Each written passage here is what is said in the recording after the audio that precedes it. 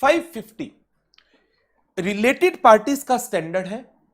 Meaning of related party आप एक बार खुद रीड कर लीजिएगा, इसमें ऐसा कुछ नहीं है ज्यादा। ऑब्जेक्टिव रीडिंग के लिए है, ऑब्जेक्टिव भी, बट इसमें मेन ऑब्जेक्टिव है क्या उसकी मैं आपके साथ बात कर रहा हूं। रिलेटेड पार्टी के रिलेशन में auditor is required to obtain an understanding कि क्या related party relationships and the transactions वो इतनी सफिशिएंटली डिस्क्राइब की गई है कि यदि कोई फ्रॉड है तो ऑडिटर उस फ्रॉड को फाइंड आउट कर ले। एंड फाइनेंशियल स्टेटमेंट्स के अंदर appropriate disclosures as to the related party and related party transactions are being given. इसमें मेन चीजें जो आपको करनी है मैं उसके ऊपर आपको लेकर जा रहा हूं, ऑडिटर के प्रोसीजर के ऊपर। ऑडिटर का प्रोसीजर, ऑडिटर के प्रोसीजर्स को दो कैटेगरीज में बांटा गया। पहली कैटेगरी में बात की हमने जनरल प्रोसीजर्स की।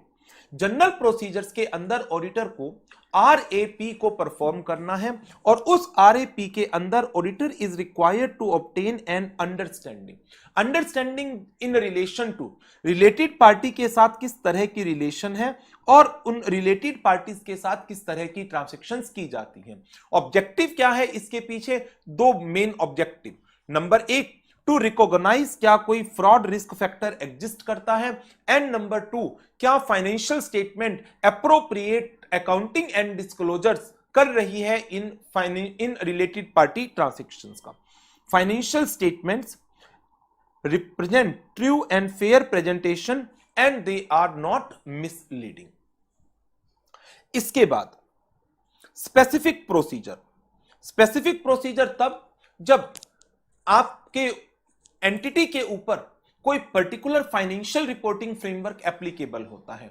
For example, entity is being governed by AS और entity is being governed by Ind AS and as per the respective accounting standards आपके ऊपर इनकी कंप्लायंस की जिम्मेदारी है। तो आपको इंश्योर करना है कि क्या इन स्टैंडर्ड्स की कंप्लायंस, इन स्टैंडर्ड्स के अंदर जो डिस्क्लोजर रिक्वायरमेंट्स थी उनका कंप्लायंस हुआ या नहीं हुआ। तो आपकी सबसे पहली ड्यूटी क्या बनती है? You need to obtain an understanding. किस पर्पस के लिए? To identify, assess and respond to risk of material misstatement. और इसके लिए आपको इस एफआरएफ की एक अंडरस्टैंडिंग लेनी पड़ेगी। And thereafter you need to evaluate क्या related party relations and related party transactions are being identified as per the requirements of FRF or not, and obtain a written representation from the management that management has disclosed to auditor the identities of all related parties with which the management is aware of and the disclosure is as per the applicable FRF। तो now अब इसके अंदर बात आ गई auditor को understanding किन किन चीजों की लेनी है। ऑडिटर को बात करनी है मैनेजमेंट से to identify the related parties. Past से कोई चेंज हुआ है क्या, रिलेटेड पार्टी की रिलेशनशिप क्या है और किस तरह की ट्रांजैक्शन और किस पर्पस की ट्रांजैक्शन इन रिलेटेड पार्टीज के साथ की जा सकती है। ऑडिटर को साइमल्टेनियसली इंक्वायर करना है अबाउट द कंट्रोल्स जो मैनेजमेंट एक्सरसाइज करती है to identify a related party, to account for and disclose the related party relationship and the transactions. How the transactions are being authorized and the approved. Authorized and approved significant transactions that are outside the normal course of business. Transactions outside the normal course of business इस standard के अंदर काफी ज्यादा highlighted है। इसका कारण है कि एक एंटिटी यदि किसी ट्रांजैक्शन को एग्जीक्यूट कर रही है which is outside the normal course of business, it implies that there might be some related parties जिसको कंपनी की मैनेजमेंट एक बेनिफिट एक्सटेंड करना चाह रही है। एंड साइमल्टेनियसली एक बात और कही गई कि while obtaining and understanding of the related party relationships, related party transactions, auditor is required to remain alert.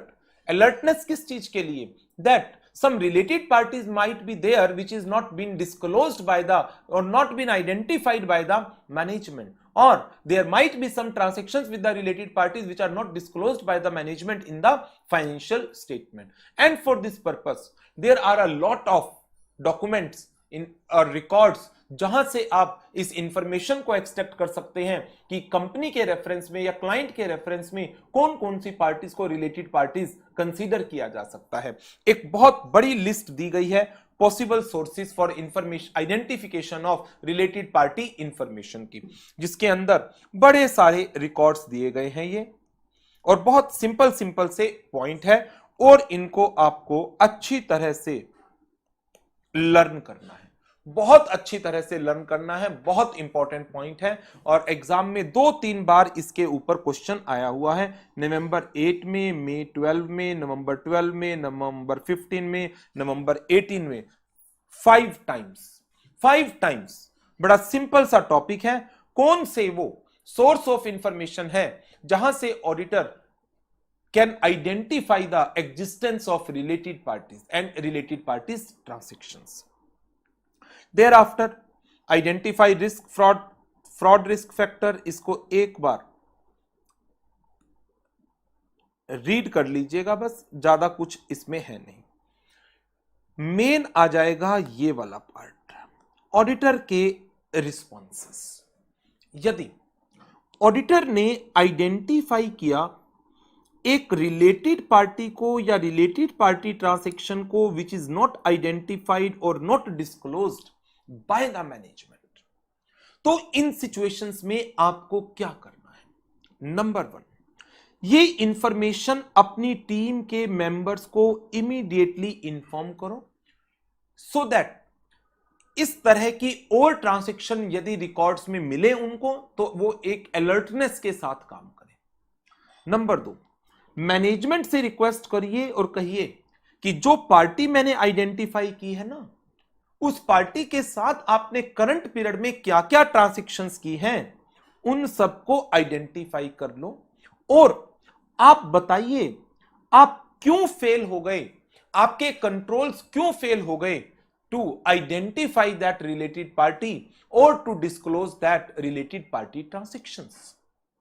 And appropriate substantive audit procedures perform कर रही है in relation to newly identified related party or significant related party transactions and reconsider the risk कि एक related party मिली है तो और भी तो हो सकती है इस तरह की। reconsider the risk that other related party or significant related party transactions may exist, और यदि non disclosure इंटेंशनल लगता है, evaluate the implications for audit, evaluate its implications for the audit. Next, यदि transaction outside the entity normal course of business आपको नजर आती है, then फिर आपको क्या क्या करना है? इंस्पेक्ट करिए इस कॉन्ट्रैक्ट को जो transaction outside the normal course of business हुई, किस पर्पस के लिए, क्या आवश्यकता थी उस ट्रांजैक्शन को करने की, बिजनेस रेशनेल क्या था इस ट्रांजैक्शन का, किन शर्तों पर यह ट्रांजैक्शन हुई है, ट्रांजैक्शन को किसने ऑथोराइज किया, अप्रूव किया, एंड क्या ट्रांजैक्शन की appropriate accounting and disclosure books of account में दिया गया है या नहीं दिया गया है। बिजनेस रेशनेल एक पॉइंट, टर्म्स ऑफ ट्रांजैक्शंस दूसरा point, appropriate accounting and disclosure तीसरा point, authorization and approval by the appropriate authority fourth point. 4 main points के ऊपर आपको फोकस करना है। नेक्स्ट, फिर इसका नेक्स्ट और लास्ट पॉइंट आता है कि यदि मैनेजमेंट एजर्ट करती है कि यह ट्रांजैक्शन आर्म लेंथ प्राइस के ऊपर हुई है, if management is representing in the financial statement that the transactions with the related parties are being carried out at the arm length price, तो उस सिचुएशन में आपको sufficient and appropriate audit evidences collect करने हैं about this assertion, और इसके लिए आप 2 काम कर सकते हैं। नंबर 1, आप कंपेयर कर सकते हैं इस ट्रांजैक्शन के प्रिवेलिंग प्राइस को उन ट्रांजैक्शंस के प्राइसेस के साथ जो ट्रांजैक्शन कंपनी ने, एंटिटी ने अनरिलेटेड पार्टीज के साथ की। नंबर 1 कंपैरिजन, एंड नंबर 2 जहां पर आपको लगता है आपकी नॉलेज इनसफिशिएंट है तो वहां पर आप एक्सपर्ट की मदद भी ले सकते हैं। You may engage an external expert to determine the market value and confirm terms and conditions in relation to transactions with the unrelated parties. So this is about the SA 550, that is related parties.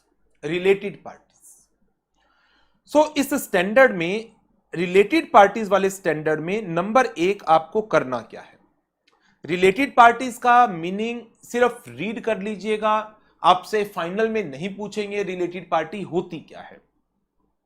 Objective read कर लीजिएगा, आपसे final में नहीं पूछा जाएगा कि related party के ऐसे 550 के ऑब्जेक्टिव बताइए। हां, आपसे पूछा क्या जाएगा, आप ऑडिटर के risk assessment procedure and related activities बताइए in relation to related parties. फिर वहां पर आपको इन बातों को जिक्र करना पड़ेगा, ये 2 पॉइंट, इन 2 पॉइंट्स को आपको कवर अप करना पड़ेगा। बट यदि मैं पास्ट एग्जाम क्वेश्चंस के रेफरेंस में बात करूं तो एक तो ये सबसे इंपॉर्टेंट पार्ट है, possible sources for the identification of related party information, जिसमें ये इतने सारे नाम हैं, ये आपको याद करने हैं, जैसे income tax return, information supply to regulatories authorities, shareholder का रजिस्टर जहां से आपको मेजर शेयर होल्डर्स के नाम पता चल जाएंगे, statement of conflict of interest, किसी ट्रांजैक्शंस के अंदर यदि किसी डायरेक्टर का या मैनेजरल पर्सोनल का कोई डायरेक्ट या इनडायरेक्ट इंटरेस्ट है तो उनको अपना इंटरेस्ट डिस्क्लोज करना होता है as per the requirement of section 184 of the companies act 2013। तो वहां से आपको पता चल जाएगा किन ट्रांजैक्शंस में रिलेटेड पार्टीज की इन्वॉल्वमेंट है। कंपनी के इन्वेस्टमेंट्स का रजिस्टर और इन्वेस्टमेंट कौन कौन सी एंटिटीज के अंदर हो रही है उसके पैटर्न को चेक करिए।